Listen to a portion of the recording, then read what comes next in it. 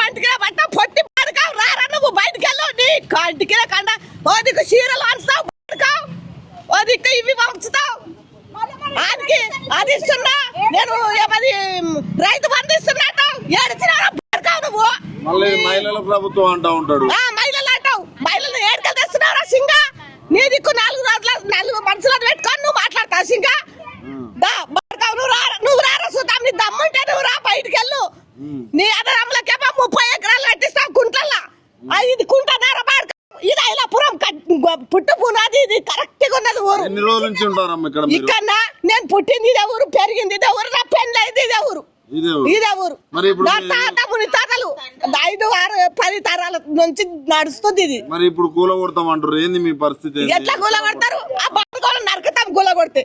ఆ రేవంత్ రెడ్డి గారి ఊరికి రావాలి ఐలాపురం. ఆ దమ్మాని దమ్ముంటే ఇంటికి రమ్మని అని ఎంత పబ్లిక్ తీసుకొని వస్తాడు రమ్మని. ఆల్రెడీ స్టార్ట్ చేసిరు అమ్మ కూల్చడం కూడా స్టార్ట్ కూల్చిండా పడకావు మళ్ళా పడకావు ఏమున్నది మా ఐలాపురం మీదనే రత జమీను అనిపిస్తున్నది. మేము అమ్ముకోలేము, అప్పుడు పట్టలేవు అంటే అమ్ముకోలేము.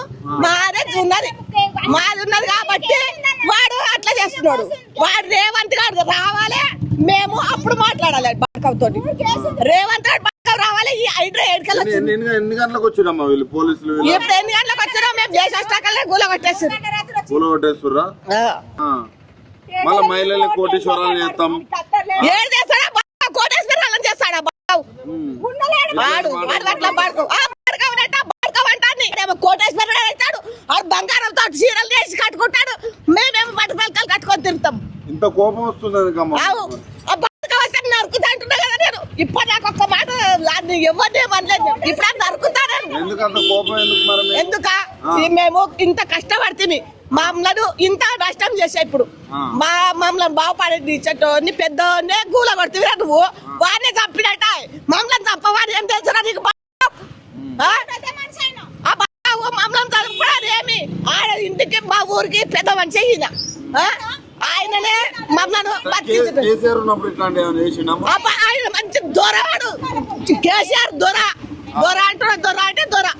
అది ఏమైతే ఈ బాడకావు ఏమైతే ఈ బాడకావుకు మా ఊరి మీద కన్ను పడ్డదే మనకి. ఉంటాడా ఎప్పుడు ఉంటాడు? చూస్తాడా దమ్ముంటే నేను బతుకుంటే చూస్తా నేను బతుకుంటే కంపల్సరీ చూస్తా నేను.